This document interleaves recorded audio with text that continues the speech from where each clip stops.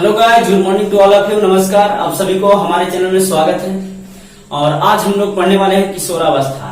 यानी सबसे पहले हम लोग जानेंगे किशोरावस्था क्या होती है। जैसी मानव की अवधि होती है उसी अवधि में एक आती है किशोरावस्था। मानव की शैशव अवस्था से लेकर के बुढ़ापा अवस्था के बीच में ही आती है किशोरावस्था। लेकिन इसे पढ़ने से पहले हम आपसे रिक्वेस्ट करना चाहूंगा कि अगर आप हमारे चैनल पर नए हैं तो हमारे चैनल को सब्सक्राइब कर दीजिए और बगल में बेल आइकन उसे दबा दीजिए ताकि हमारी हर वीडियो आपके पास तुरंत पहुंच सके। तो आइए हम लोग शुरू करते हैं। क्या किशोरावस्था, जिसे हम लोग क्या बोलते हैं, एडोलसेंस। इसका मतलब क्या होता है कि मानव जीवन की वह अवधि, मानव जीवन की वह अवधि जब शरीर में ऐसे परिवर्तन होते हैं, जब शरीर में ऐसे परिवर्तन होते हैं जिनके कारण शरीर जनन योग्य बन जाता है, किशोरावस्था कहलाती है। क्या कहलाती है? किशोरावस्था कहलाती है। यानी जो किशोरावस्था की शुरुआत जो होती है 11 से 12 अवस्था, यानी 11 से 12 साल के लगभग इस अवस्था से लेकर के 18 से 19। कब? 18 से 19। यानी किशोरावस्था की शुरुआत किस उम्र में होती है? 11 से 12 वर्ष। और कब से कब तक रहती है? तो 11 से 12 वर्ष तक शुरुआत होती है और 18 से 19 वर्ष तक रहती है। क्लियर? यानी किशोरावस्था एक ऐसी अवस्था है जो मानव को संघर्ष, तनाव और तूफान की अवधि कहा गया है। एक अमेरिका के वैज्ञानिक है, एक अमेरिका के वैज्ञानिक ने बताया जिसका नाम है स्टेनली हॉल। स्टेनली हॉल, इन्होंने बताया है कि किशोरावस्था जो होती है वो संघर्षपूर्ण होती है, यानी संघर्ष वाली होती है, तनाव वाली अवधि होती है और तूफान वाली होती है। यानी इसी अवस्था में, किशोरा अवस्था में ही बालकों में तनाव, संघर्ष तथा तूफान की आशंकाएं होती है। जैसे बहुत से बच्चे पढ़ते हैं तो पढ़ते वक्त उसे मन नहीं लगता है, यानी विपरीत लिंगों के प्रति आकर्षित होते रहते हैं, कुछ अलग सोचते रहते हैं। यानी इस उम्र में ही वन साइडेड लव होने की चांस ज्यादातर होती है। वन साइडेड लव यानी एक तरफा, जिसे हम लोग प्यार बोलते हैं, इस अवधि में होने की ज्यादातर चांस होती है। यानी हमेशा एक दूसरे के बारे में कुछ सोचते रहते हैं, उसके चक्कर में अनेक से अनेक शायरी आती है उसके मन में। जैसे एक देखिए, हम भी लिखे हैं कि बहुत खुशनुमा कल की रात गुजरी है, बहुत खुशनुमा कल की रात गुजरी है, कुछ तन्हा पर कुछ खास गुजरी है, न नींद आई न ख्वाब कोई, न नींद आई न ख्वाब कोई, बस आपके ही ख्यालों के साथ गुजरी है। तुम पर लिखना हम कहां से शुरू करें, तुम पर लिखना हम कहां से शुरू करें, अदा से करें या वफा से करें, अदा से करें या वफा से करें, तुम कितने अच्छे हो बताना है मुमकिन, तुम कितने अच्छे हो बताना है मुमकिन, तुम्हारी तारीफ अपनी जुबान से क्या करे। यानी इस अवस्था में ही बालकों में अनेक से अनेक शायरी आते हैं, यानी एक दूसरे के प्रति प्रेम, यानी वन साइडेड लव होने की ज्यादातर चांस होती है। और इस अवधि को जो संभाल लेता है वो आगे सुधर जाता है और जो नहीं संभाल पाता है वो बर्बाद हो जाता है। यानी इस अवधि को हमें बहुत तरीके से, अच्छे तरीके से जीना चाहिए ताकि हमें भविष्य में कभी गलती ना हो। क्योंकि अपने आप को पहचानिए, आप क्या हैं। बहुत से बच्चे अपने आप को जानते नहीं। एक मोहन मुंतजिर कवि हैं, उन्होंने नवजुवक के लिए, खास करके किशोरावस्था के एज के लिए उन्होंने अर्ज कहे, एक कविता लिखे, उसको मैं सुनाना चाहूंगा।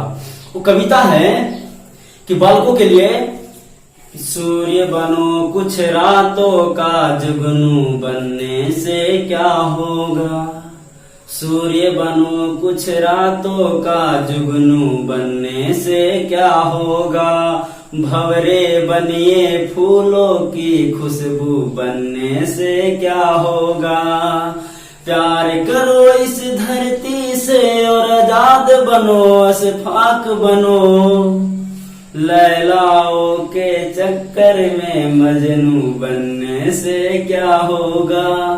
यानी ये जो अर्ज है, ये कविता उनकी बहुत खूबसूरत है और भी लंबी है। यानी अपने आप को पहचानिए और इस प्रकार से जिंदगी जिए ताकि आपको दिक्कत ना हो। बहुत से लड़के जो होते हैं प्यार में, यानी तरफा प्यार में अपने जान को तक दे देते हैं, लेकिन ये नहीं सोचते कि हमारे माता पिता को क्या होगा। यानी उस बुढ़ापे में क्या गुजरेगा उसके ऊपर, जिन्होंने हमें आज पाला है, हमारा एक सहारा लेकर के, कि बुढ़ापे का एक सहारा होगा जो पहले छोड़ जाते हैं। आप पहचानिए उनको, समझ गए, यानी अपने आप को पहचानिए कि आप क्या हैं। तो आइए अब हम लोग समझते हैं किशोरावस्था के बारे में विस्तार पूर्वक। तो देखिए ये सब हो गया होगी, नोट कीजिएगा, आप लोग स्क्रीनशॉट भी कर लीजिए। और भी कुछ दिक्कत हो तो वीडियो को रिवाइंड कर पीछे तुरंत देखा करें, समझ गए। किशोरावस्था क्या हो गया, चलिए आगे हम लोग समझते हैं छोटू। तब तक वीडियो को आप लोग लाइक करें, अच्छा लगे तो जरूर शेयर करें, ताकि और भी स्टूडेंट पढ़ सकें। बहुत से बच्चे अभी तक जुड़े नहीं हैं, और आगे फैला दीजिए। और आप लोगों के मन में भी कुछ कुछ ख्याल आए तो कमेंट बॉक्स में जरूर करें। देखिए चलो, हम लोग पढ़ रहे थे किशोरावस्था के बारे में कि मानव जीवन की वह अवधि जिनमें अनेक परिवर्तन होते हैं, जिनके कारण उसका शरीर जन्म लायक हो जाता है, यानी जन्म योग्य हो जाता है। उसे हम लोग क्या कहते हैं, किशोरावस्था कहते हैं। यानी किशोरावस्था की शुरुआत जो होती है बाबू, किशोरावस्था की शुरुआत वो कब से होती है, 11 वर्ष से, 11 या 12 वर्ष से। अगर लड़की है, क्या है, लड़की है यानी बालिका है, तो उसका किशोरावस्था की शुरुआत लड़का से एक साल पहले ही हो जाती है। क्या होता है, एक साल पहले, यानी इसका 11 हुआ तो लड़का का 12 में, इसका 12 हुआ तो लड़का का 13 वर्ष में होता है। कितना होता है, 13 वर्ष में होता है। और जो कब से कब तक होता है, 11 से 12 वर्ष तक शुरुआत होती है, लेकिन लास्ट क्या होता है, 18 से 19 वर्ष। क्लियर, यानी मानव जीवन के हम लोग और भी अवधि के बारे में पढ़ेंगे, मानव जीवन की और भी अवधि के बारे में, मानव जीवन की अवधि। तो देखिए मानव जीवन की सबसे पहली अवधि होती है शैशव अवस्था। क्या होती है, शैशव अवस्था। क्या होती है, शैशव अवस्था, जिसको हम लोग शिशु अवस्था भी कहते हैं। क्या बोलते हैं, शिशु अवस्था, यानी बच्चा अवस्था जिसको हम लोग कहते हैं, जो कब से कब तक होती है, तो 0 से 5 वर्ष तक, 0 से 5 वर्ष तक को हम लोग कौन सा अवस्था बोलते हैं, शैशव अवस्था। दूसरी अवस्था होती है बाल्यावस्था। क्या होती है, बाल्यावस्था, जिसको हम लोग बाल्यकाल बोलते हैं, यानी बालक अवस्था। इस अवस्था की शुरुआत होती है 6 वर्ष से लेकर के 10 वर्ष तक, 6 वर्ष से लेकर के 10 वर्ष तक। कितना, 6 वर्ष से लेकर के 10 वर्ष तक। तीसरा होती है किशोरावस्था। क्या होती है, किशोरावस्था, जिसकी शुरुआत 11 या 12 से 18 या 19 तक।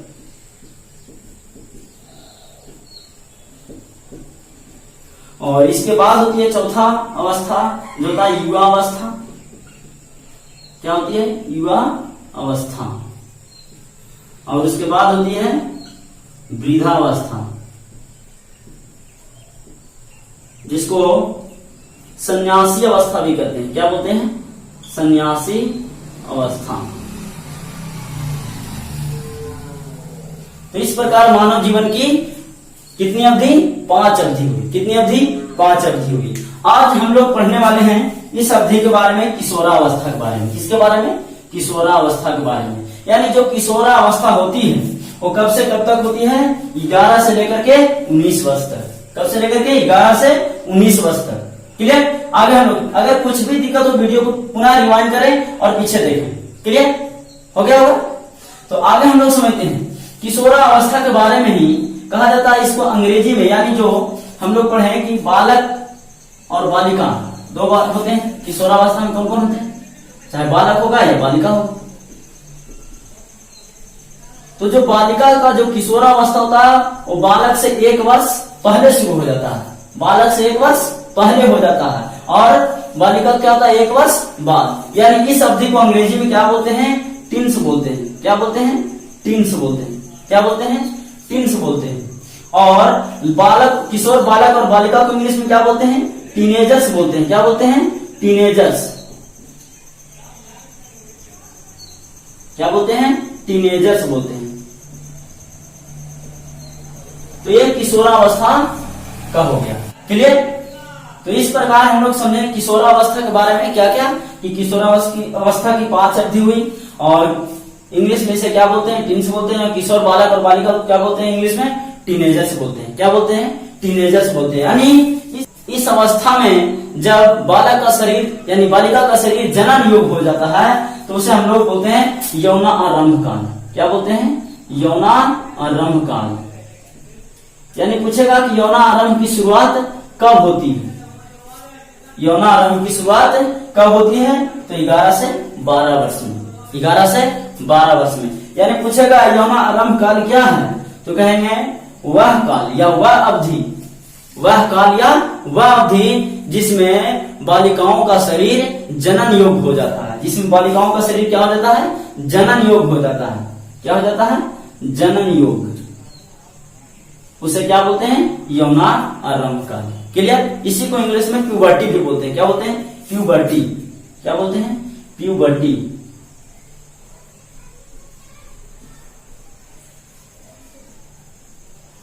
तो इस प्रकार हम लोग यौनारंभ काल समझे। अब हम लोग आगे समझने वाले हैं किशोरावस्था में होने वाले परिवर्तन। क्या समझेंगे, किशोरावस्था में होने वाले परिवर्तन। नोट कीजिएगा।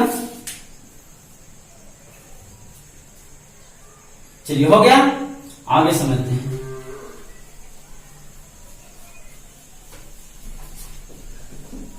और तब तक आप लोग देखिए ना, टुकु टुकु देखिए, सो करके बहुत से बच्चे देखते रहते हैं। आप लोग तुरंत उठ करके बैठिए। जब तक आप लोग सक्रिय नहीं होंगे, एक्टिव नहीं होंगे, तब तक मजा नहीं आने वाला। चलो, और कॉपी कलम साथ में लेकर के बैठिए, नोट करते जाइए। नहीं तो ऐसे क्या होगा, सिर्फ भूलते जाइएगा। पढ़ने से ज्यादा है आप उसको माइंड में रखना सीखिए।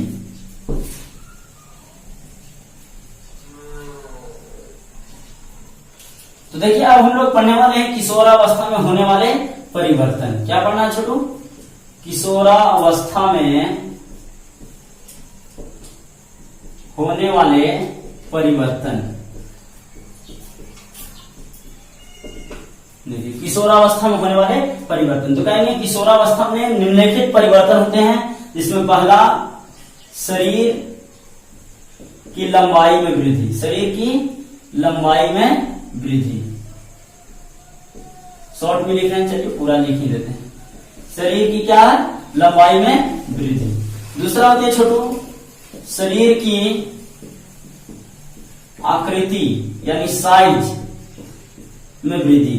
तीसरा क्या होता है छोटू, स्वर में परिवर्तन। क्या होता है, स्वर में परिवर्तन यानी आवाज में परिवर्तन। क्या होता है, आवाज में परिवर्तन। चौथा क्या होता है बाबू, तैल ग्रंथि, तैल ग्रंथियों एवं श्वेत ग्रंथियों, श्वेत ग्रंथियों का अधिक क्रियाशील होना, अधिक क्रियाशील होना। यानी हमारे शरीर में त्वचा पतलीय ग्रंथि और श्वेत ग्रंथि होते हैं जो अधिक क्रियाशील हो जाते हैं। पांचवा, मनोवैज्ञानिक परिवर्तन, मनोवैज्ञानिक परिवर्तन।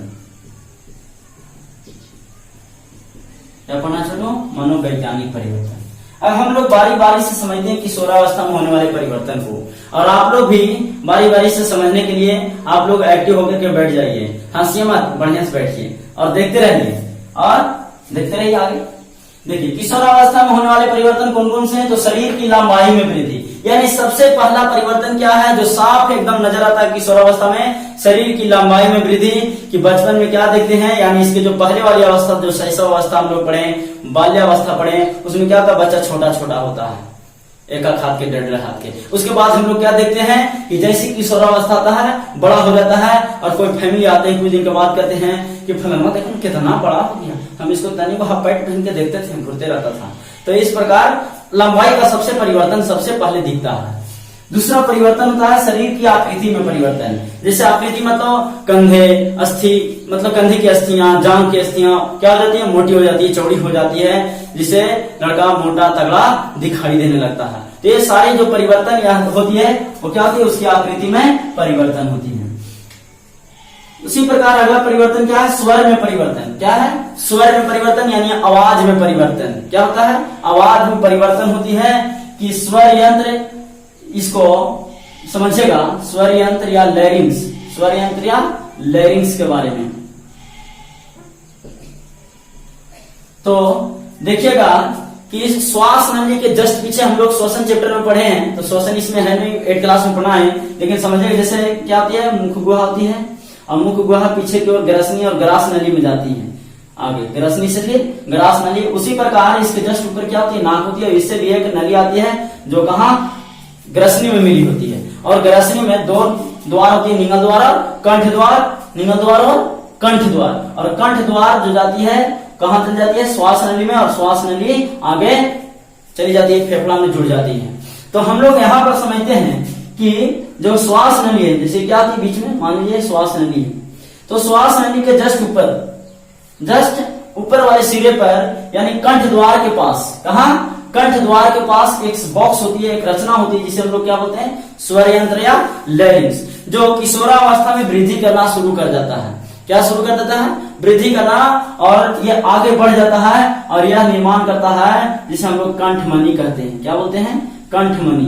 देखिएगा किसी किसी व्यक्ति में कंठमणि साफ दिखाई देगा, इसी को हम लोग क्या बोलते हैं, कंठमणि कहते हैं। इसको इंग्लिश में क्या बोलते हैं, एडम्स एप्पल। क्या बोलते हैं, एडम्स एप्पल। क्लियर।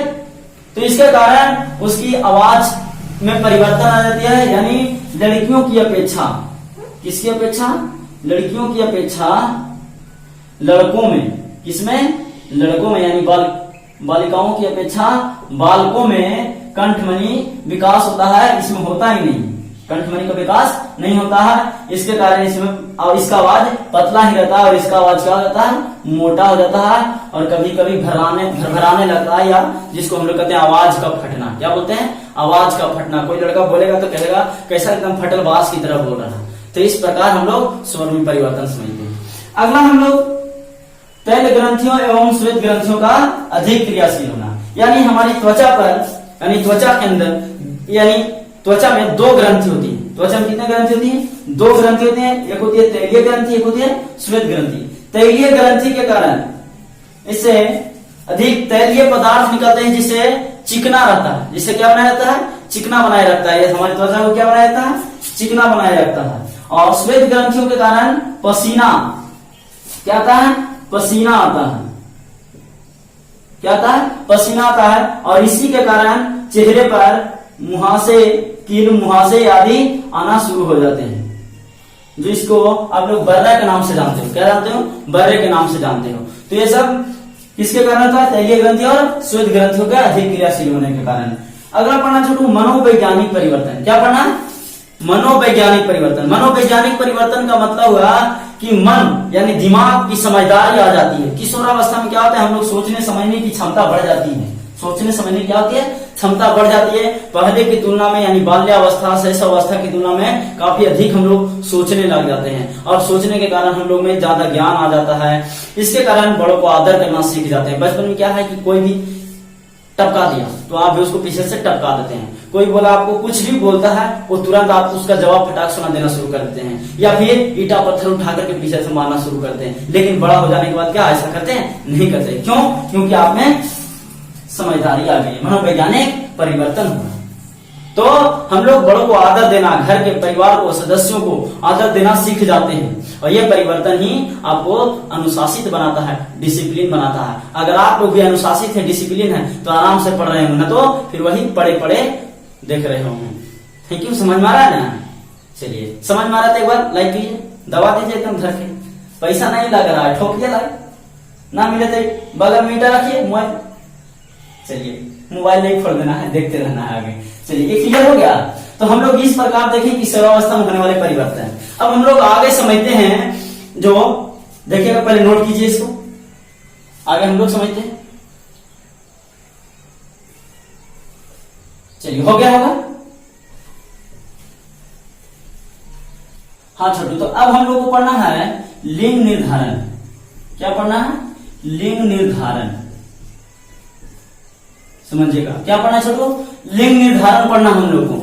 यानी लिंग यानी पुल्लिंग और स्त्रीलिंग। यहाँ लिंग का मतलब क्या समझना है, पुल्लिंग और स्त्रीलिंग, इसका निर्धारण। अब निर्धारण का मतलब कैसे, हम तो पहचान लेते हैं, जो साड़ी पहनती है उसको हम लोग स्त्री कहते हैं, जो शर्ट पैंट पहनते हैं उसको हम लोग पुल्लिंग कहते हैं। ये नहीं, जैसे क्या होती है कि गर्भावस्था में, कौन सा अवस्था में, गर्भावस्था में, कौन सी अवस्था में, गर्भावस्था में लिंग का निर्धारण, यानी पुल्लिंग और स्त्रीलिंग का निर्धारण, यानी जो गर्भ में पल रहे बच्चे उसका निर्धारण कैसे होता है, पुल्लिंग और स्त्रीलिंग का निर्धारण कैसे होता है, समझिएगा, समझने का प्रयास कीजिएगा। देखिए, तो हर एक मानव में 46 क्रोमोसोम होते हैं। कितने क्रोमोसोम होते हैं, क्रोमोसोम 46 होते हैं। यानी लिंग का निर्धारण किसके कारण होता है, क्रोमोसोम के कारण होता है। किसके कारण होता है, क्रोमोसोम के कारण होता है। इसके हम डीपली आगे 9th क्लास में पढ़ेंगे, लेकिन आप लोग को मन नहीं मानता है, बहुत से लोग कमेंट भी करते हैं, इसलिए हमको बताना पड़ जाता है, तो थोड़ा इसका हम फिगर भी बता दे रहे हैं छोटू। देखिए, गुणसूत्र, यानी इसी को हम लोग गुणसूत्र बोलते हैं, यानी क्रोमोसोम बोलते हैं। इसका चित्र इस प्रकार थोड़ी रहेगी।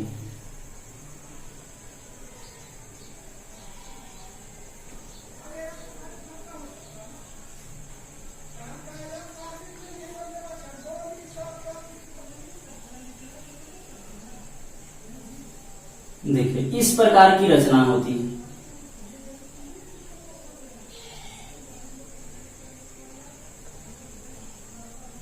ये क्या है, गुणसूत्र है। इसकी रचना और भी देखिएगा, इसमें दोहरी झिल्ली यानी दोहरी धागे जैसी रचना होती है, घुमावदार। इसको हम लोग क्रोमैटिड्स बोलते हैं। क्या बोलते हैं, क्रोमैटिड्स बोलते हैं। क्या बोलते हैं, क्रोमैटिड्स होती है, जो पूरे क्रोमोसोम में होती है, जो पूरे क्रोमोसोम में, यानी इसके 3 भाग होते हैं। सबसे ऊपरी भाग को क्या बोलते हैं, पेलिकल बोलते हैं। क्या बोलते हैं, पेलिकल बोलते हैं। और अंदर वाले भाग को मैट्रिक्स बोलते हैं। अंदर वाले भाग को क्या बोलते हैं, मैट्रिक्स बोलते हैं। और मैट्रिक्स में ही दोहरी धागे जैसी जो रचना है उसे हम लोग क्रोमैटिड्स बोलते हैं। क्या बोलते हैं, क्रोमैटिड्स बोलते हैं। हम यहाँ पर इसकी विशेष चर्चा नहीं कर रहे, क्योंकि यह 9th क्लास की चीज है बाबू, यानी 9th क्लास में हम लोग पढ़ेंगे। हम लोग मूल रूप से हम लोग समझेंगे लिंग निर्धारण, यानी क्रोमोसोम पर होती है। यानी किस पर डिपेंड करती है, क्रोमोसोम पर डिपेंड करती है कि लिंग का निर्धारण कैसे होती है। तो प्रत्येक मानव में कितने क्रोमोसोम, 46। यानी जोड़ा में बात करें तो कितना, 23 जोड़ा। कितना जोड़ा, जोड़ा में बात करें तो 23 जोड़ा क्रोमोसोम। कितना जोड़ा, 23 जोड़ा। और कितने कहे तो 46। कितना कहे तो 46। अब इसमें बाबू 22 जोड़ा एक जैसा होता है। 22 जोड़ा एक जैसा होता है। 22 जोड़ा क्रोमोसोम एक जैसा होता है। और 23वां जोड़ा भिन्न होता है। 23वां जोड़ा क्या होता है, यानी एक जोड़ा। एक जोड़ा कहें, लेकिन एक जोड़ा कौन सा, 23वां। कौन सा, 23वां जोड़ा जो होता है वो क्या होता है, भिन्न होता है, यानी अलग अलग होता है। समझ रहे हैं, तो इसको हम लोग जो एक जैसा होता है उसको बोलते हैं ऑटोसोम। क्या बोलते हैं, ऑटोसोम। क्या बोलते हैं, ऑटोसोम बोलते हैं। और जो लिंग, जो अलग, जो भिन्न होता है उसको बोलते हैं लिंग क्रोमोसोम। क्या बोलते हैं, लिंग क्रोमोसोम। क्या बोलते हैं छोटू, लिंग क्रोमोसोम कहते हैं, यानी सेक्स क्रोमोसोम इसी को कहते हैं। यानी लिंग का निर्धारण कौन करता है, 23वां जोड़ा। कौन जोड़ा, 23वां जोड़ा। कौन सा, 23वां जोड़ा। अब इसको हम विस्तार रूप से समझते हैं, नोट कर लीजिएगा। चलिए, हो गया, ऑटोसोम और लिंग क्रोमोसोम लिख लीजिएगा। 23वां जोड़ा को क्या कहते हैं, लिंग क्रोमोसोम, जो लिंग का निर्धारण करता है। कौन लिंग का निर्धारण करता है, तो 23वां जोड़ा जो भिन्न होता है, यानी अलग अलग होता है। जैसे देखिए, मान लीजिए यह पुरुष है। क्या है, पुरुष है। और यह क्या है, स्त्री है। अब देखिए, इसमें भी कितना, 46 क्रोमोसोम, यानी जोड़ा में कहें तो 23। जोड़ा में कहें तो 23। इसमें भी क्या होगा, 46 यानी 23। जोड़ा में कहें तो 23 होगा क्रोमोसोम। क्लियर। अब देखिए, इसमें हम लोग अभी बात किए, क्या किए, बात किए कि इसमें 22 जोड़ा एक जैसा होता है। 22 जोड़ा एक जैसा होता है, यानी 44। 22 जोड़ा यानी 44। और 23वां जोड़ा भिन्न होता है। 23वां जोड़ा क्या होता है, भिन्न होता है। इतना बात समझ में आ रहा है, यानी इसी को इस प्रकार में हम लिख सकते हैं। उसी प्रकार स्त्री में देखिए, 22 जोड़ा। अब इसमें देखिए 23वां जोड़ा जो होता है वो अभी एक ही जैसा होता है। इसे पुरुषों में भिन्न होता है। क्या होता है, पुरुषों में भिन्न होता है। यानी लिंग का निर्धारण जो करता है वो पुरुष का 23वां जोड़ा गुणसूत्र करता है। किसका, पुरुष का 23वां जोड़ा गुणसूत्र। क्लियर, आगे समझिएगा। यानी इस प्रकार इसको भी लिख सकते हैं 22, यानी 22 जोड़ा हो गया, समझ रहे हैं। और एक ये तो कुल मिलाकर कितना हो गया 46 हो गया, जिसमें हम 44 लिख सकते हैं। 44 और 2 46, यहाँ पर भी देखिए 44 और 2 46। क्लियर, इतना बात समझ में आया। अब देखिए होता क्या है, जब बाबू पुरुष का एक्स गुणसूत्र, कौन गुणसूत्र, एक्स गुणसूत्र और इसका एक्स गुणसूत्र आपस में मिलता है तो क्या होगा, एक्स एक्स, क्या होगा एक्स एक्स। तो जब एक जैसा रहेगा, क्या रहेगा, एक जैसा, दोनों एक जैसा, तो ये यानी मादा होगा। क्या होगा, मादा, यानी जिसको हम लोग बेटी कहते हैं, क्या बोलते हैं, बेटी कहते हैं। समझ में आ गया, यानी जो संतान होगा वो क्या होगा, बेटी होगा, यानी मादा होगा। हम लोग आगे विस्तार रूप से समझेंगे, 9-10 की बात है। तो जैसे हम लोग क्या कि नर युग्मक और मादा युग्मक, नर युग्मक और मादा युग्मक आपस में मिलती है, नर युग्मक और मादा युग्मक आपस में मिलती है तो निर्माण होता है युग्मनज। क्या निर्माण होता है, युग्मनज। यह युग्मनज आगे निर्माण करता है भ्रूण। क्या निर्माण करता है, भ्रूण। और यही भ्रूण क्या निर्माण करता है, बच्चा, जो नर होगा या तो नारी होगा, या क्या होगा, नर होगा या तो नारी होगा, या नर होगा या तो मादा होगा। क्लियर, कैसे होता है समझिएगा, उसको भी थोड़ा बता ही देते हैं। देखिए आप लोग 10th क्लास में पढ़िएगा मादा जनन, 8th क्लास में भी है जो जनन में पढ़े हैं आप लोग। तो देखिए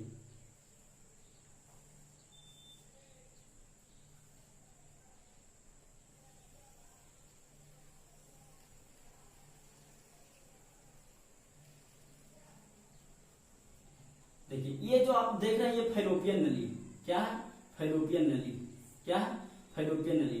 और फैलोपियन नली से ही जुड़ा होता है अंडाशय, और अंत में कहां से जुड़ा रहता है, गर्भाशय से। कहां से जुड़ा रहता है, गर्भाशय से जुड़ा रहता है। किससे जुड़ा रहता है, गर्भाशय से जुड़ा रहता है।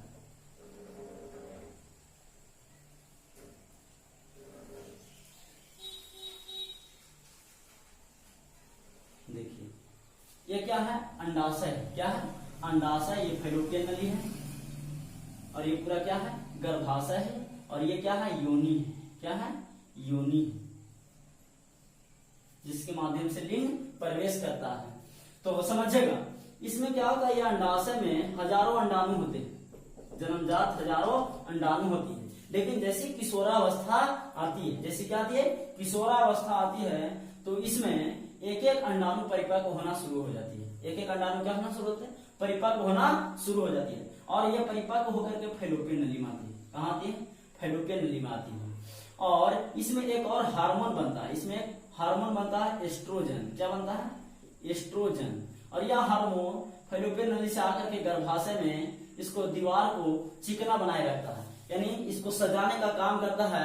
यानी बाराती जो आता है ना, उसको शुक्राणु क्या है, उसके आने के इंतजार के लिए यहाँ टेंट का समयाना पूरा लगा करके रखता है, ताकि अब देखिए ये जो 13 दिन इसको परिपक्व होने में लगता है। कितना दिन लगता है, 13 दिन। ये जो अंडाणु है इसको परिपक्व होने में कितना दिन लगता है, 13 दिन लगता है। और 14वें दिन, कौन से दिन, 14वें दिन फैलोपियन नली में आ जाता है, और यहाँ फिर शुक्राणु का इंतजार करता है, यानी दूल्हे राजा का। अब जैसे शुक्राणु, जैसे क्या, शुक्राणु इससे प्रवेश किया, योनि के माध्यम से प्रवेश करता है, और शुक्राणु यहाँ पर पहुंच गया।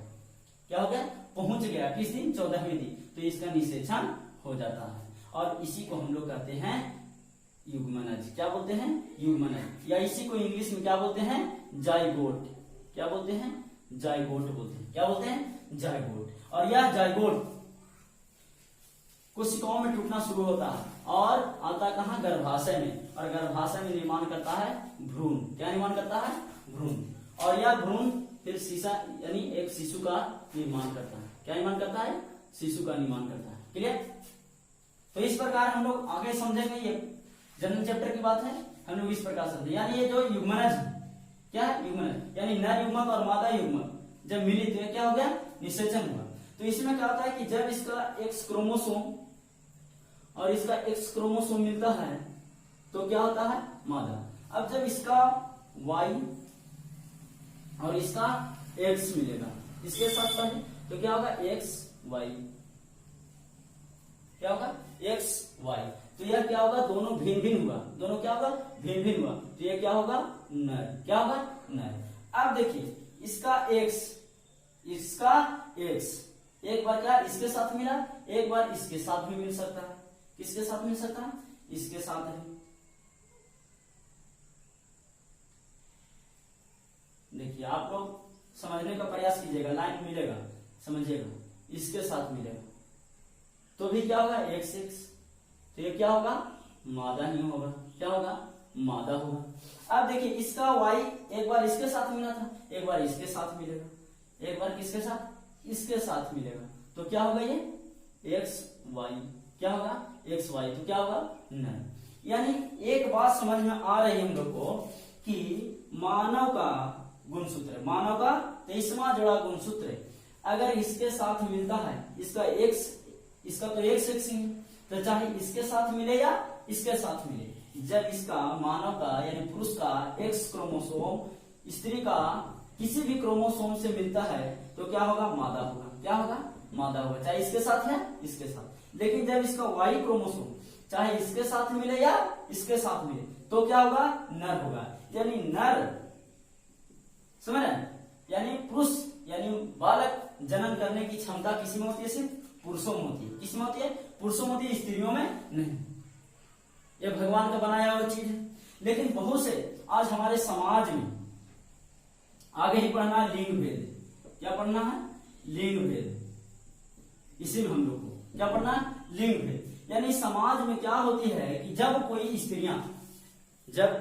स्त्रियां का जन्म, बच्चा जन्म होता है, चाहे लड़की हो रहा है या लड़का हो रहा है, तो दोष किसको देते हैं, स्त्री को देते हैं, पुरुष को नहीं देते हैं। और उसको सताया जाता है, मारपीट किया जाता है, उसको बहुत से गालियां दिया जाता है। तो ये सब क्या है, अंधविश्वास होने के कारण, पढ़े लिखे ना होने के कारण, यानी शिक्षित ना होने के कारण। इसलिए कहते हैं आप लोग भी एजुकेटेड होइए, शिक्षित होइए और समाज में जो लिंग भेद है उसको दूर कीजिए। लिंग भेद में क्या होता है, बहुत से लोग होते हैं कि चाहे बालक चाहते हैं या कोई बालिका चाहते हैं, तो क्या होती है, अगर बालक चाह रहे हैं कि हमें 2 बालक हो, लेकिन 2 बालक के चक्कर में क्या है बालिका होती है, तो क्या होता है भ्रूण हत्या करवा देते हैं। क्या करा देते हैं, भ्रूण हत्या।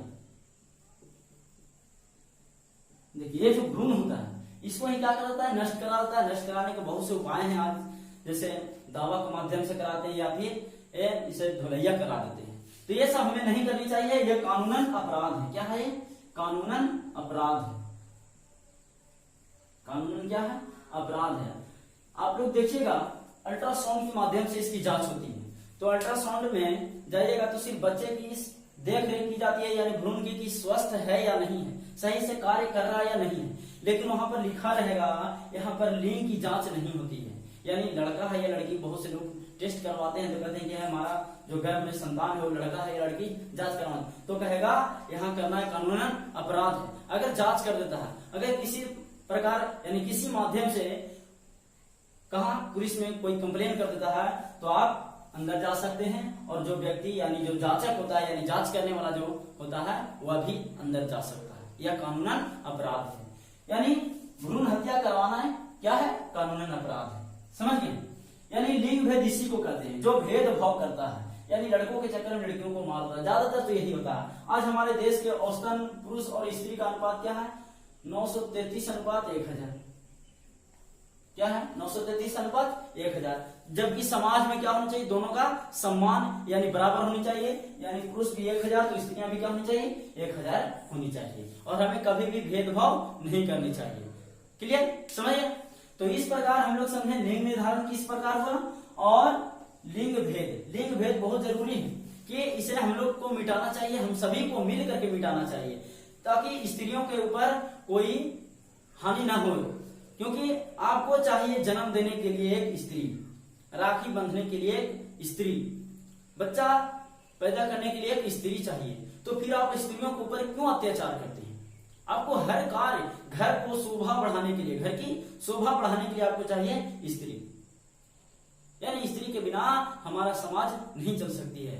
यानी जो समाज रूपी जो गाड़ी है वो दोनों से चलती है, पुरुष और स्त्रियां दोनों से चलती है। जिस प्रकार बैलगाड़ी की एक पहिया निकाल दिया जाए तो बैलगाड़ी नहीं चल सकती है, अगर उसी प्रकार समाज में स्त्री ना हो तो या पुरुष ना हो तो समाज रूपी जो समाज की गाड़ी वो नहीं चल सकती। यानी समाज की गाड़ी की दो पहिए हैं, स्त्री और पुरुष, और ये आज से नहीं पुराने समय से दोनों का महत्वपूर्ण योगदान रहा है। चाहे कोई चीज में ले लें, साहित्य में ले लें, चाहे पुराण में ले लें या कुछ में ले, ये सभी में, उपनिषद में, तो सभी में दोनों का बराबर महत्व है और दोनों का बराबर योगदान है। समझिए क्लियर? चलिए आगे हम लोग समझेंगे। अब इसको नोट कर लीजिए, पहले स्क्रीनशॉट कर लीजिए, या फिर आप वीडियो को रिवाइंड करके भी देख सकते हैं। अगर कोई दिक्कत हो या ना समझ में आया हो तो पीछे रिवाइंड करके देखते रहे। चलिए आगे हम लोग बढ़ते हैं, तब तक स्क्रीनशॉट कर लीजिए। हो गया होगा? और अच्छा लगे तो लाइक जरूर करें।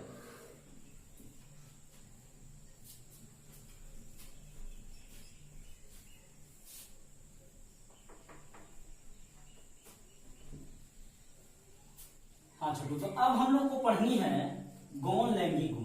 क्या पढ़नी है? गौण लैंगिक गुण। क्या पढ़नी छोटू? गौण लैंगिक गुण। ये क्या होती है समझिएगा। यानी गौण लैंगिक गुण हम किसे कहेंगे? तो बाबू बालक यानी किशोर बालक और बालिका को, किशोर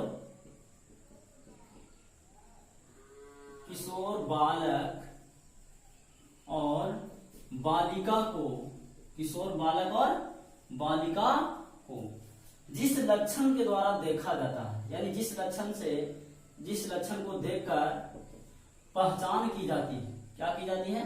पहचान की जाती है, वैसे लक्षण को क्या बोलते हैं? गौण लैंगिक गुण कहते हैं। क्या बोलते हैं? गौण लैंगिक गुण कहते हैं। यानी कहेंगे वैसे लक्षण, क्या कहेंगे?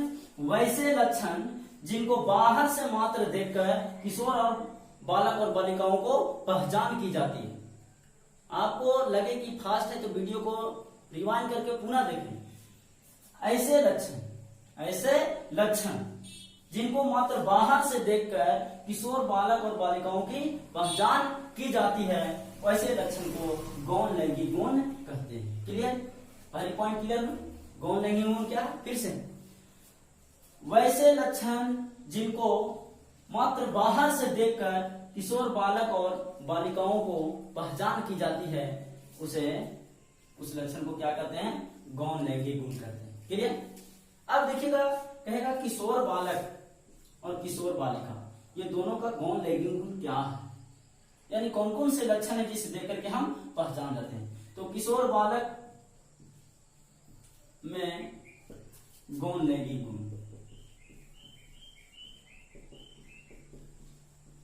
सबसे पहले क्या देखेंगे? किशोर बालक में गौण लैंगिक गुण। तो पहला समझिएगा, पहला उसके चेहरे पर दाढ़ी मूंछ का उगना, दाढ़ी मूंछ का उगना। अब देखिए दाढ़ी मूंछ का उगना क्या है, इसे हम बाहर से देख करके से पहचान सकते हैं। ये किसमें गौण लैंगिक गुण है? बालक में, यानी बालकों के चेहरे पर क्या आ जाती है? दाढ़ी मूंछ उग जाती है। तो यह लक्षण जो है क्या है? गौण लैंगिक गुण। क्या है? गौण लैंगिक गुण। दूसरा क्या है? दूसरा छाती यानी सीने, क्या कहेंगे? सीने यानी चेस्ट पर बाल उगना, चेस्ट पर बाल उगना, यह भी क्या है? उनकी गौण लैंगिक गुण है। तीसरा कच्छिए बाल उगना, क्या होती है? कच्छिए बाल उगना, कच्छिए बाल उगना यानी काख जिसे हम लोग बोलते हैं, उसमें बाल उग जाती है। यह भी क्या है? गौण लैंगिक गुण। किसका? किशोर बालक का। आगे अगला हम लोग समझते हैं बाह्य जनन अंगों के समीप, बाह्य जनन अंगों के समीप बाल उगना, बाह्य जनन अंगों के समीप बाल उगना, यानी जो बाह्य जनन अंग जो शिशन है उसके बाहर क्या हो जाते हैं? बाल उग जाते हैं। क्या हो जाते हैं? बाल उग जाते हैं। समीप क्या हो जाते हैं? बाल उग जाते हैं, जो किसकी पहचान है? किशोर बालक की पहचान है। और ये कौन सा गुण है? गौण लैंगिक गुण है। क्लियर? समझ में आ रहा है? यानी चेहरे पर दाढ़ी मूंछ का उगना, सीने पर बाल उगना, कच्छिए बाल उगना और बाह्य जनन अंगों के समीप बाल उगना। अगली है बाहों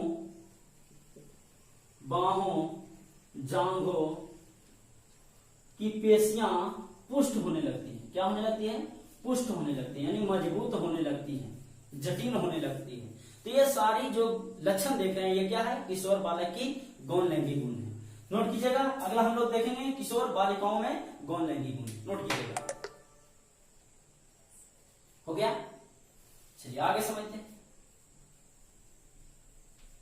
थोड़ा सा चेंज है सिर्फ,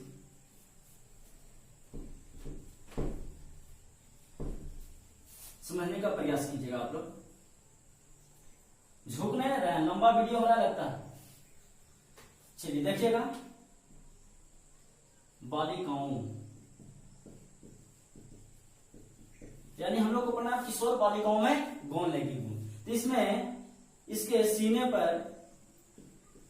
सीने पर क्या होना, स्तनों का विकास होना, स्तनों में फैलाव होना, यानी सीधा सीधी कहेंगे क्या, स्तनों में फैलाव होना। क्या पढ़ेंगे, स्तनों में फैलाव होना, यानी स्तन का विकास होना, क्योंकि स्त्रियां का गुण होता है जन्म करने का, बच्चे संतान उत्पन्न करने की, और बच्चे संतान उत्पन्न करेंगे तो उसके लिए क्या होगा, उन्हें दूध पिलाना होगा। और दूध कहां से, स्तन से प्राप्त होती है, यानी पहला जिसमें परिवर्तन होता है जो क्या होता है, स्तनों में फैलाव होती है, जिससे बच्चा दूध पीता है।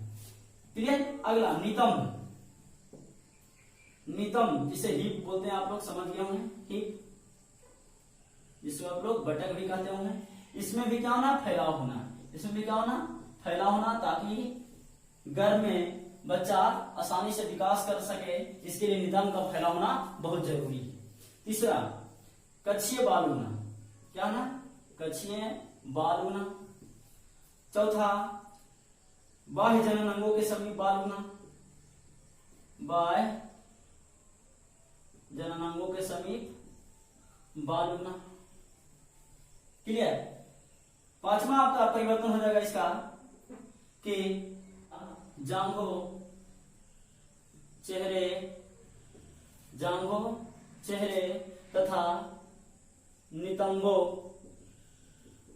पर वसा का जमाव होना। पर क्या होना, वसा का जमाव होना, जिसके कारण ये क्या होता है, चिकना बनाए रहता है। क्या होता है, चेहरे को चिकना बनाए रखने का कार्य करता है। तो ये सारे परिवर्तन क्या हो गए, गौण लैंगिक गुण, यानी किशोर बालिकाओं में ये सारी परिवर्तन क्या हो गए, गौण लैंगिक गुण। आशा करते हैं आप लोग को ये समझ में आ गई होगी। अगले हम लोग को पढ़ना है, लंबा तो नहीं ना हो रहा, चलिए हम लोग पढ़ ही लेते हैं, थोड़ा सा और है। नोट कीजिएगा पहले इसको।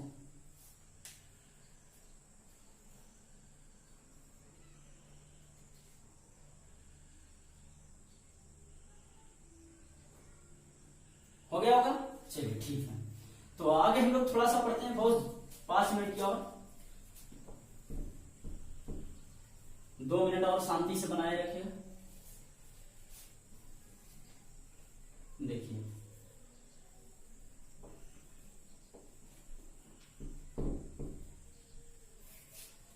अब हम लोग को पढ़नी है स्त्रियों में जनन अवस्था। क्या पढ़ना है, स्त्रियों में जनन अवस्था। तो हम लोग पढ़े कि स्त्रियों में जनन योग कब हो जाती है, किशोरावस्था में, यानी किशोरावस्था यानी यौना आरंभ काल में। हम लोग पढ़े थे यौना आरंभ काल, यानी जब स्त्रियों का शरीर जनन युग हो जाता है यानी शुरू हो जाता है, तो उसे हम लोग क्या कहते हैं, यौना आरंभ काल। क्या बोलते हैं, यौना आरंभ काल, जो आप लोग क्या पढ़े थे, 11 से 12 वर्ष की अवस्था में शुरू हो जाती है। जो किस अवस्था में शुरू हो जाती है, 11 से 12 वर्ष की अवस्था में। यानी इसी अवस्था में इनके शरीर में कुछ चक्रीय क्रियाएं होती हैं, कुछ चक्रीय क्रियाएं होती हैं। उसी को बोलते हैं मासिक चक्र। क्या बोलते हैं, मासिक चक्र। क्या बोलते हैं, मासिक चक्र, या इसी को बोलते हैं रजोधर्म। क्या बोलते हैं, रजोधर्म। क्या बोलते हैं, रजोधर्म। इसी को बोलते हैं मेंस्ट्रुअल साइकिल यानी एमसी। क्या बोलते हैं, मेंस्ट्रुअल साइकिल यानी एमसी, या और भी अनेक नाम है, मासिक चक्र, रजोधर्म, मेंस्ट्रुअल साइकिल या मासिक धर्म। इसको क्या बोलते हैं, मासिक धर्म भी बोलते हैं। क्या बोलते हैं, मासिक धर्म। जो अभी आप लोग पिछले देखे थे, देखिए थोड़ा सा हम फिर से फिगर दिखा दे रहे हैं, शॉर्ट में देखिएगा। तो अभी हम लोग पढ़े थे कि यहाँ गर्भाशय जो फेलोपियन नली से जुड़ी होती है और इससे अंडाणु निकलती है, और ये अंडाणु यहाँ पर फेलोपियन नली में आ जाती है, और जैसे शुक्राणु मिलता है तो इसका क्या होता है, निषेचन होता है। क्या होता है? निषेचन होता है। अगर ये शुक्राणु ना मिलती है तो इसका निषेचन नहीं होता है। और हम लोग पढ़े थे कि इसको परिपक्व होने में कितना दिन लगता है? 13 दिन, यानी 14वां दिन यहाँ जाता है। और पुनः ये 14 दिन तक इस शुक्राणु का वेट करता है, और ना मिलने के बाद क्या हो जाता है? ये नष्ट हो जाते हैं और पुनः इस माध्यम से बाहर निकल जाती है, जिसे 3 से 5 दिन लगती है। यानी कुल मिलाकर के कितना दिन हो गया? 28 दिन। यानी 28 दिनों का एक चक्र होता है। इसी चक्र को क्या बोलते हैं? मासिक चक्र, रजोधर्म, MC या मासिक धर्म। क्लियर? समझ गया हमें? क्लियर। आगे समझिए। सबसे पहला यानी जो मासिक चक्र होता है उसको मेनार्क बोलते हैं। क्या बोलते हैं? मेनार्क बोलते हैं। कुछ इंपॉर्टेंट क्वेश्चन एक नंबर ये पूछता है, एक नंबर का क्वेश्चन है। जो सबसे पहला मासिक चक्र होती है जो किस अवस्था में होगी? 11 से 12 साल की अवस्था में, इसे हम लोग क्या कहते हैं? मेनार्क। और मासिक चक्र किस अवस्था तक आते रह सकती है? तो 45 से 50 वर्ष तक। क्या? 45 से 50 वर्ष तक। अपवाद में जा सकता है 50 से ऊपर भी, जैसे उस शरीर पर डिपेंड करता है कि उसका शरीर किस प्रकार के हैं। जैसे अभी बहुत से लोग युवा लगते हैं एज पार हो जाने के बाद भी, बहुत से, जैसे अभी सलमान खान की बात करें, अब उसकी बात करें तो क्या अभी भी युवा दबंग है, तो अलग बात है, वो अपवाद में। तो उसी प्रकार स्त्रियां भी बहुत से ऐसे होते हैं कि 50 वर्ष के बाद भी, यानी जो जब तक मासिक चक्र आती है तब तक ही संतान उत्पन्न करने की उसमें क्षमता होती है। क्लियर? यानी 45 से 50 वर्ष तक ही संतान उत्पत्ति कर सकती है। क्लियर? तो जो लास्ट यानी जो 45 से 50 वर्ष के बीच में जो लास्ट बार निवृत्ति, क्या बोलते हैं? रज्जो निवृत्ति। क्लियर? समझ गया हूं? अब एक छोटी सी पॉइंट पढ़ना है, जनन और स्वास्थ्य। जनन और स्वास्थ्य, क्या पढ़ना है? जनन और स्वास्थ्य। यानी आप लोग बढ़िया से समझ चुके हैं। इसमें थोड़ा सा पॉइंट है कि आपको कभी भी स्वास्थ्य पर ध्यान ना दें ऐसा नहीं होना चाहिए, यानी उस पर हमेशा ध्यान दें। जिस प्रकार आप अन्य अंगों को, नाक, कान, हाथ, गला आदि को समय समय पर डॉक्टर से चेक करवाते हैं, साफ सफाई रखते हैं, उसी प्रकार जनन अंगों को भी साफ सफाई करें या समय समय पर डॉक्टर से सलाह लें, उसकी जांच कराएं। बहुत से लोग होते हैं कि लाज शर्म के मारे ये जनन अंगों को छिपा देते हैं, यानी जनन अंग में होने वाले जैसे खुजली, दाद, खाज, उसी प्रकार और भी बीमारियों को छुपा देते हैं, किसी से ना कहते हैं, और ये आगे बहुत बड़ी परेशानी का कारण बन जाते हैं। तो ऐसा अपना करें, इसमें कोई संकोच नहीं, आपको लाज नहीं लगनी चाहिए, शर्म नहीं लगनी चाहिए, क्योंकि आपको समझना चाहिए कि वह भी हमारे शरीर का एक अंग है। जिस प्रकार हाथ है, नाक है, कान है, गला है, समझ गए? तो उसी प्रकार उसे भी समय समय पर जांच करवानी चाहिए, नहीं तो अनेक प्रकार की बीमारियों का सामना करना पड़ जाएगा। जिसमें इस 8 क्लास के बुक में आपको एक रोग मिलेगा, एड्स। कौन सा रोग? AIDS, acquired immuno deficiency syndrome. इसका फुल फॉर्म क्या होता है? एक्वायर्ड इम्यूनो डिफिशियंसी सिंड्रोम, जो किसके कारण होता है? वायरस के कारण, HIV के कारण। किसके कारण? HIV के कारण, human immuno deficiency virus. Clear? तो इस प्रकार हम लोग समझेंगे। इसके होने का कई रोग है, ये संक्रामक रोग है। क्या है? संक्रमित रोग है, यानी एक व्यक्ति से दूसरे व्यक्ति में फैल सकता है। ये जन्म से संबंधित ही रोग होने वाला ज्यादातर है। इसके कारण इस रोग को चर्चा की गई है, इस रोग के बारे में चर्चा की गई है। जैसे क्या है कि अगर किसी व्यक्ति को एड्स होया है और वह व्यक्ति किसी दूसरे के साथ संबंध बनाता है, तो यह रोग इसमें भी ट्रांसफर हो जाएगी।